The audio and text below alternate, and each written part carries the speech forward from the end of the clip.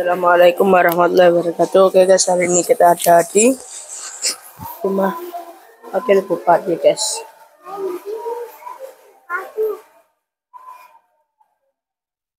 Ilman liatin ikan guys. Ini bagus-bagus ya guys ya.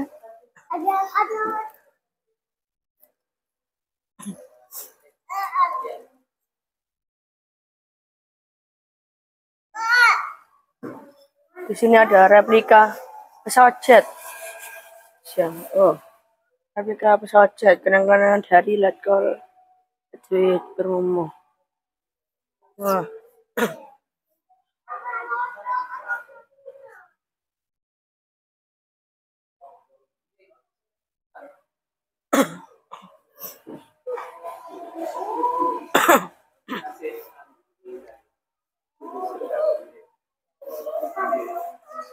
Ikannya bagus-bagus ya mas ya. Oh. Ya, ikannya bagus. Ikannya bagus. Iya.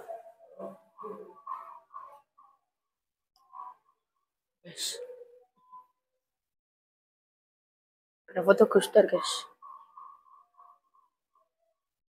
Haji Jamu Sumrambah.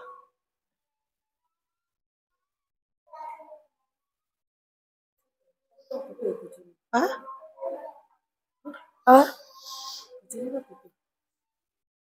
Gak ada kertas ini.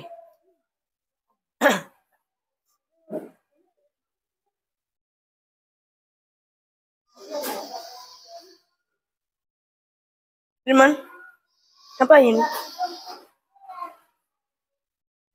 Aduh, ini kok ini adikku Brian. Kok comet kape? Ini loh ini. Ikan. Tuh ikan. Ikan.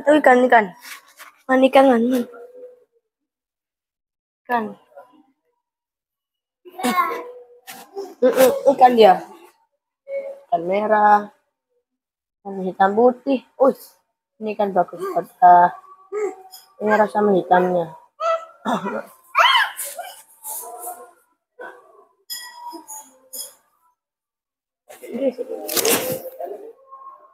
Eman. Terus kita makan dulu. Ilman makan ya. Kalau Dokter Soleh spesialis neurologi, kebetulan satu alma mater dari Tebu Ireng. Tapi kebetulan saat ini saya berdinas di Jakarta dan lagi menghadiri kegiatan wisuda putra yang di Tebu Ireng. Kebetulan kami juga berdinas di beberapa rumah sakit swasta lainnya di Jakarta. Tentunya tadi sekilas kami dapat informasi terkait mengenai sangat concern terhadap bidang olahraga gitu. Concern di bidang olahraga. Kami sendiri jujur di Jawa Barat sudah mencoba untuk berkomunikasi dengan Pemprov karena kebetulan kami ketua PW IKPT Jawa Barat untuk skup wilayah. Ya, WUSU itu ya. Ya, WUSU. Kami mencoba untuk ini berkolaborasi dengan Pemprov, dengan Pemkab, ya di berbagai sektor sih. Di berbagai sektor. Ya. Di berbagai sektor. Tapi perkembangannya luar biasa ya. Kalau siap. Daerah Jakarta. Betul. Ya. Soalnya ya memang salah satu yang kita gunakan untuk membangun generasi muda ya olahraga. Gila, Ras. Insya Allah. Loh, ini berapa hari tadi coba? Baru nyampe tadi. Mungkin sampai dengan hari Minggu. Baru nyampe minggu kemarin juga sudah ke sini juga. Kan kebetulan ada kegiatan halal bihalal. IKPT nasional di Tebu Ireng. Sekarang ketuanya siapa ya? Ketuanya Prof Maskuri. Beliau rektor Unisma. Rektor Iya. Unisma. Malang ya. Betul. Wabub kenal ini. Waktu itu Letkol Triyono kenal. Oh, kenal baik. Itu senior kami waktu pas di Batalion 756 waktu itu. Loh, di Angkatan Darat juga. Siap, betul. Oh. Sekarang kan di Danbrik Sulawesi. beliau. Betul. Iya, Sulawesi. Danbrik. Sulawesi Selatan. Iya, Sering Sulawesi ketemu Selatan. juga. Iya. Waktu pas beliau jadi Dandim beberapa kali silaturahmi ke Iya. Kodim juga kami. Sekarang katanya udah hampir kolonel. Kalau udah kolonel sekarang udah kolonel dan Iya. break. Kan beliau seangkatan dengan AHY kan? Iya, betul. Akmil 2000. Itu kami dengan background ya tentunya santri, terus juga dokter, terus juga di bidang militer, makanya kami alhamdulillah bisa diterima di berbagai lini, termasuk mungkin izin Wabu dengan background kami seorang dokter, banyak kegiatan-kegiatan IKPT yang coba kami kemas bisa memberikan impact kepada masyarakat. IKPT itu Ikatan Keluarga Alumni Pesantren Tebuireng. Oh, alumni. Makanya itu Wabu, itu PR ya bagi kita alumni aja ya. Untuk mensosialisasikan apa sih IKPT itu? Jangankan kita bicara program kerja, namanya saja belum familiar gitu loh. Artinya anak pondok pesantren pun bisa lahir sebagai dokter. Itu loh. Itu. Dan tentunya Bu, kenapa kami berusaha untuk out of the box ya. Saya keluar dari saya norma-norma yang biasa. Mohon maaf, mungkin kalau kita berbicara Tebuireng atau santri itu kan nuansanya nuansa pengajian, nuansa religi. Kami mencoba untuk mengemasnya dalam perspektif yang mungkin berbeda gitu loh. Intinya bagaimana kita bisa mengangkat nama IKPT di kancah regional bahkan nasional gitu. Apalagi sekarang Tebuireng ada science. Nggih. Kami dulu Wabu, nun sewu, malah agak sedikit nyeleneh. Emang waktu itu habis SMP, memang sama orang tua perempuan sudah didoakan. Nanti kamu. Tahun berapa di Tebuireng? Saya nun sewu 91. 91 itu kalau Jumatan pasti kehujanan. Nggih, leres. Saya 91 masih di Tebuireng, tapi saya nggak di pondok pesantrennya, saya di sebelahnya Tebuireng ngekos saya. Oh, Masya Allah. Iya, sebelahnya SD Cukai 1. Nggih. Jadi kalau Jumatan ke Tebuireng, kalau waktu hujan, pasti hujanan. Masya Allah. Iya, kenangan lama. Alhamdulillah sekarang sudah bagus. Oh iya, sekarang udah luar bagus. biasa. Udah bolak-balik kita ke sana udah beda, udah jauh. Nggih, leres. Kalau dulu kan pohon-pohon ketepeng itu ya. Nggih. Masya Allah. Itu Bu, kami berusaha mencoba untuk mengangkat nama IKPT. Minimal orang sangat familiar dengan itu. Familiarnya kan sudah barang tentu gini Bu. Mohon maaf. Kalau mungkin di lingkungan kami, alumni Tebuireng sudah sangat familiar dengan nama IKPT. Tapi kalau orang di luar, itu masih. Sudah barang tentu kan organisasi-organisasi seperti kita yang organisasi sosial, kalau kita ingin dikenal oleh publik, ya sudah barang tentu kita harus bisa berkontribusi, mengenalkan diri. Bahkan di beberapa health talk itu, Bu, health talk kami pada saat membawakan materi kesehatan, kami memakai ini ya kayak gini Bu. Nah, ini alma mater kami Tebuireng, sehingga mereka kan pasti bertanya ini apa ini? Kami jelaskan ya. Itu salah satu langkah ataupun promosi ataupun sosialisasi kami terhadap masyarakat gitu loh Bu. Tapi luar biasa sih sebenarnya kalau kita ngelihat hari ini Tebuireng. Perkembangan kemudian Darul Ulum Peterongan, betul membedah pesantren dari dulu orang selalu beranggapan bahwa pesantren itu ya pasti hanya ngaji, hanya belajar tentang agama, gitu kan. ternyata sekarang tidak, bahasanya sekolah-sekolah unggulan justru lahir dari pesantren. Betul, betul. Ada apa sekarang SMP yang sains yang Oh ya, SMP Transcend sama SMA-nya juga, Bu. betul. Mhm. Kemudian ada SMA unggulan Darul Ulum, Nggih, macam-macam. leres. Itu menunjukkan bahasanya sekarang orang melirik bahasanya dunia pesantren bukan hanya sekedar Nggih. berbicara tentang ngaji, Nggih, tapi berbicara tentang sains tentang ilmu sains dan Iya. pengetahuan. Dan Betul. itu jauh lebih menarik karena apa? Iya. Karena memang kondisi hari ini menuntut kita generasi ke depan ini adalah generasi yang tetap punya ilmu pengetahuan dan sains, tapi Nggih. mereka juga Masya Allah. berada pada jalur agama. Masya Allah, sebagai betul, dasar, kan, betul, gitu. betul. Harapan kita sih itu terus jalan, gitu kan. Nggih, nggih, nggih. Ya, sekarang sekolah-sekolah agama itu luar biasa loh di Jombang, Nggih, menjadi alternatif. nggih. Ada SMP 3 Peterongan yang di Nggih. bawah Darul Ulum. Kemudian kita SMP Trans yang Nggih, nggih. sains itu yang Sains. lebih Nggih. itu kalau mau daftar harus daftar 3 bulan sebelumnya, 6 bulan sebelumnya, Bahkan gitu kan. tesnya pun juga belum tentu keterima ya. Dan jauh lebih sulit daripada SMP SMA biasa gitu kan. Masya Allah, saking animonya ya. Betul. Artinya Ya. masyarakat sudah mulai terbuka gitu. Bahkan misalkan MAN itu juga bagus, MAN 1 Jombang Nggih, juga luar leres. biasa.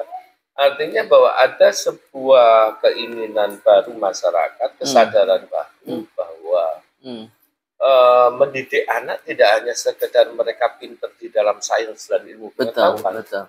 tapi mereka juga punya pengertian dan pengetahuan tentang agama. Betul. Itu menjadi penting sebagai fondasi. Gitu, Betul.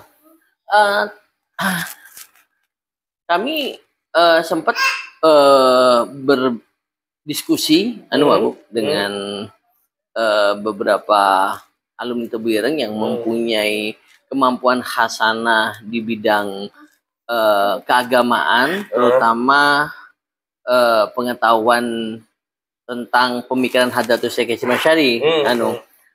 Babu, beliau menyampaikan nanti ke depannya kita akan berusaha semaksimal mungkin. Kan di IKPT itu ada lembaga pemikiran Hadratus Syekh. Nanti kewajiban dari lembaga tersebut untuk membedah, bahkan membuat konsep tentang pemikiran Hadratus Syekh Hasyim Asy'ari tadi. Setelah dilakukan pembedahan, terus dilakukan rekonstruksi, bahkan dibuat sebuah konsep. Nanti konsep itu bisa diterapkan dalam pendidikan-pendidikan gitu loh. Betul. Minimal pendidikan di Pondok Pesantren Tebu Ireng dan Tebu Ireng cabang-cabang di daerah-daerah gitu loh. Kita ngelihat, saya dulu almarhum Gus Isom ya. Oh, yang Masya Allah, itu dia. Perpustakaannya kan beliau. Beliau, ya. Sebenarnya kita pikirnya kayak gini. Ada sebuah proses translate. Kan tidak semua orang itu bisa Arab Pegon. Gitu kan, Arab Pegon, betul. Nah, semuanya gitu. Artinya dulu ada gagasan kita sebenarnya untuk menerjemahkan karya-karya beliau. Dan ini menjadi buku bacaan wajib untuk anak SD, SMP. Sehingga apa? Sehingga kita bisa mengenal beliaunya itu bukan dalam konteks sekedar karomah beliau, cerita ini, tapi pemikiran beliau itu yang harus kemudian ditransfer ke anak-anak sekarang. Betul. Ke anak-anak sekarang itu yang jauh lebih penting sebenarnya. Betul. Sehingga kita tidak hanya mengenal cerita-cerita legenda beliau, tapi ilmu pengetahuan dan pikiran beliau yang harus jauh lebih kita menjadikan sebagai sebuah bahan untuk diskusi, bahan untuk kajian, bahan untuk kemudian ini menjadi bacaan-bacaan. Bahkan sebenarnya kan bisa ya Bapak ya. Misalnya nanti tadi saya coba untuk menarik benang merahnya Bapak. Yang tadi panjenengan bilang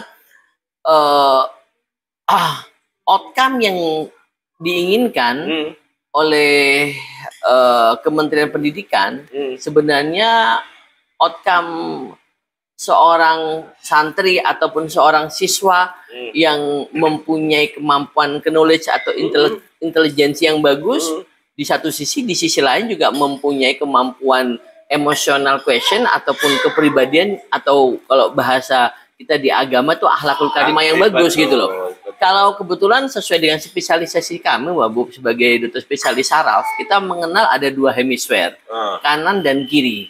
Kalau kiri itu kan lebih identik dengan kemampuan intelijensi, sedangkan kemampuan otak yang hemisfer kanan, kemampuan emotional question. Di tengah-tengah antara hemisfer kanan dengan kiri itu ada namanya corpus callosum. Kalau secara anatomi, itulah yang mensinergikan antara kemampuan yang tadi yang Wabub bilang, kemampuan di bidang sains dengan kemampuan kepribadian. Kadang menurut saya, Wabub, mungkin kemampuan intelijensinya, kemampuan pendidikannya oke, tetapi kadang mohon maaf ya, ini menjadi PR bagi pendidikan kita. Makanya dalam salah satu khasanah kitab Hadratus Syekh ada namanya Adabul Alim wal Muta'alim. Di sana bagaimana etika seorang pengajar, etika santri ataupun siswa kepada gurunya itu harus dijaga. Itu yang mungkin menjadi krisis milenial ini ya. Hari ini yang terasakan. Itu. Sampai kita kadang-kadang itu ngeri juga ngelihat bagaimana anak muda mencaci maki tokoh-tokoh pahlawan kita, ulama kita. Krisis ya. Artinya ini bukan sebagai sebuah kemajuan demokrasi sebenarnya. Ini adalah bagian dari kemunduran.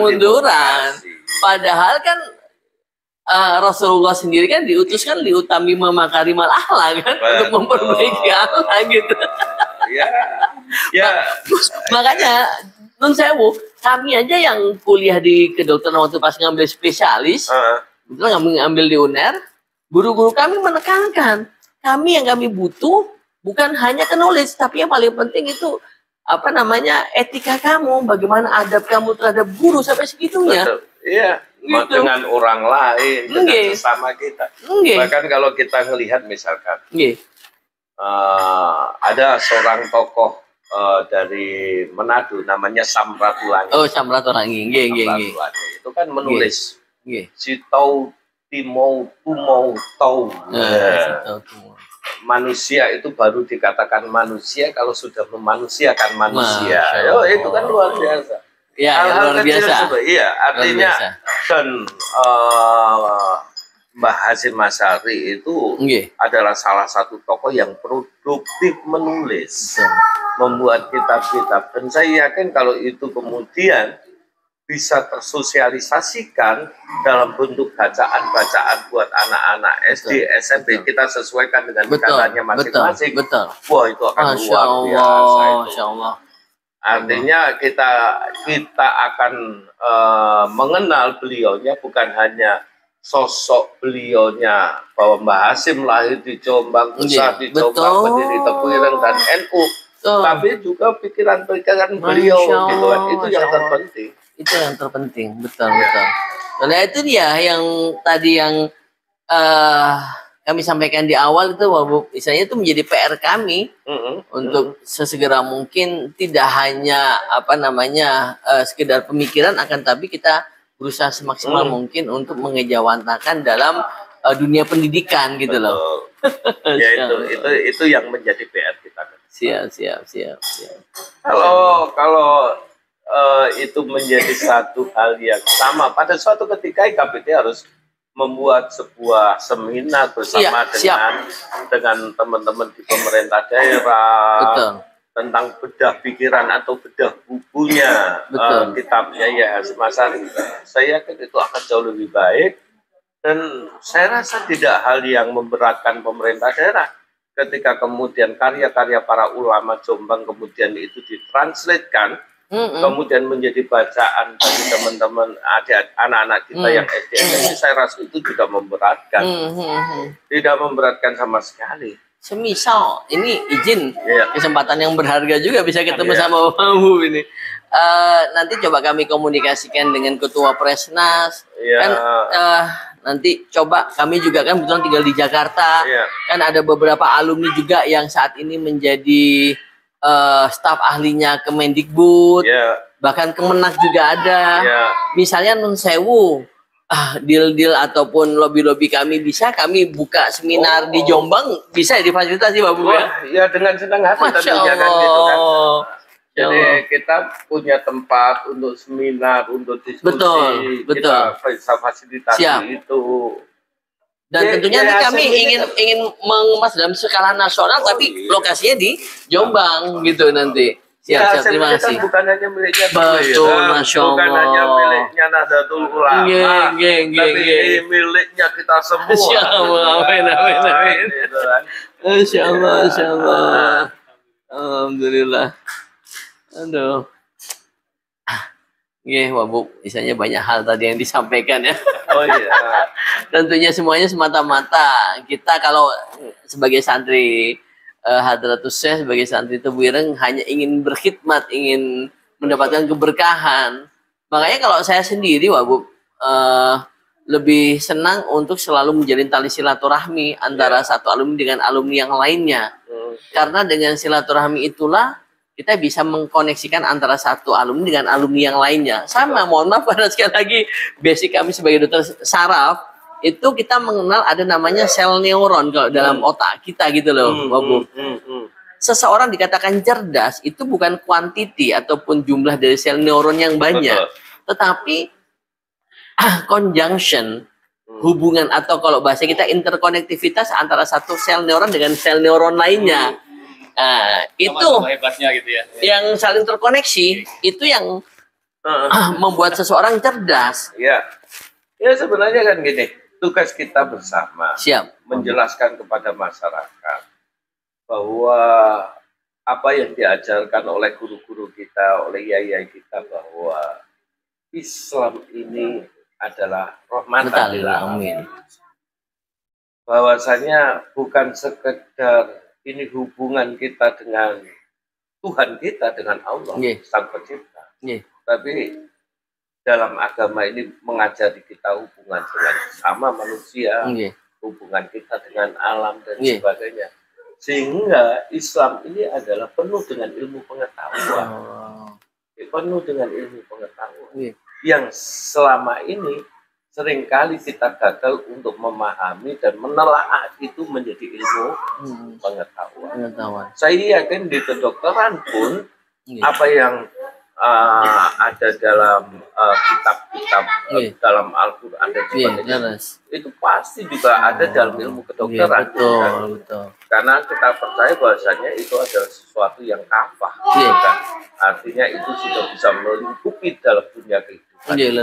Nah, menerjemahkan ini dengan begitu santun, dengan begitu enak seperti para guru-guru kita, yai kita, sehingga orang lain tidak melakukan fobia gitu loh. Yang kita takutkan kan kita fobia. Oh, kok gini-gini aja. Oh, gitu kan. Iyalah kalau misalkan gitu. Seperti orang ketakutan anaknya masuk ke pesantren. Oh, kalau pesantren itu nanti gini. Oh enggak lah, artinya kita harus membuka diri. Malah bukan COVID tapi euforia. Membuat kita senang, bahagia. Artinya itu yang harus dibedah, disadarkan ke masyarakat bahwa pesantren itu tidak seperti yang dibayangkan. Betul. Tempat pembuangan anak yang nakal. Terus pasti apa dulu korengan ya. Budikan. Tapi dengan kondisi saat ini kan tidak seperti itu. Betul. Jadi bahkan secara higienitasnya juga udah bagus, udah alhamdulillah. Tebu Ireng sekarang udah luar biasa. Siap. Jadi itu yang harus kita pahamkan. Permasalahan kedisiplinan memang itu harus menjadi habit. Nun sewu Bu.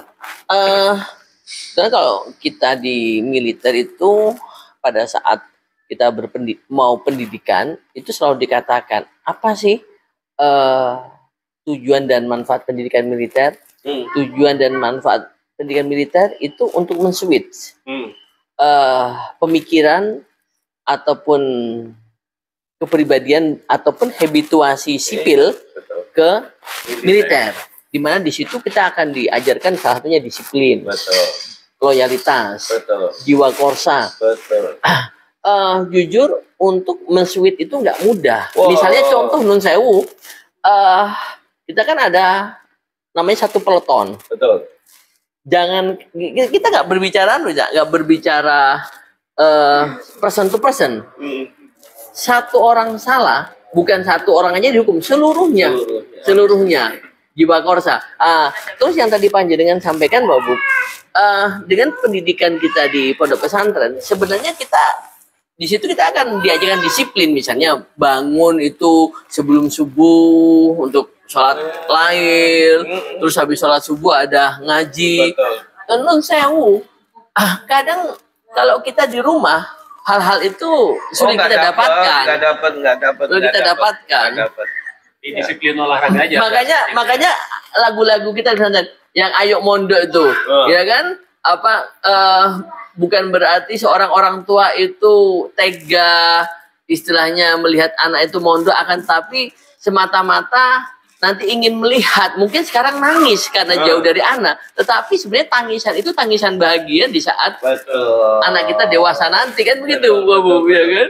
Iyalah, artinya kadang-kadang kita itu orang tua ini nggak tega lihat anaknya. Iya, betul. Oh, sudah makan atau belum? Oh, nanti tidurnya bagaimana? Betul. Nanti ini seperti apa? Tapi kan sekali lagi bahwa jiwa ini terbentuk, manusia ini ritmenya terbentuk harus mulai dini. Mereka harus bisa bangun tengah malam, harus mau sholat subuh. Orang subuh pegang air itu kalau nggak terbiasa, wah susahnya minta ampun kok. Artinya ini harus ditata. Nah, kadang-kadang yaitu kita orang tua itu masih memandang bahwa anak itu tidak boleh sakit. Anak itu tidak boleh susah. Padahal justru ketika itu terjadi, sebenarnya orang tua ini membunuh anaknya sendiri.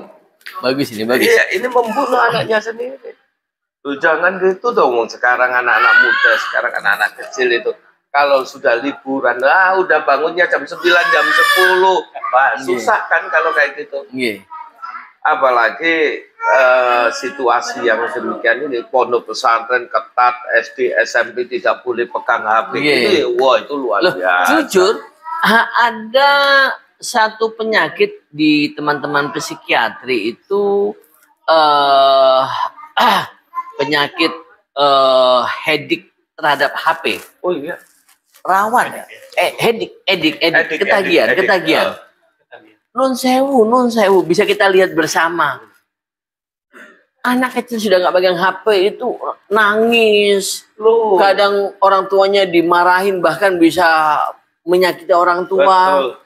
Itu kan jujur mungkin pada saat kita kecil nggak kita dapatkan karena kita tidak mengenal apa itu HP.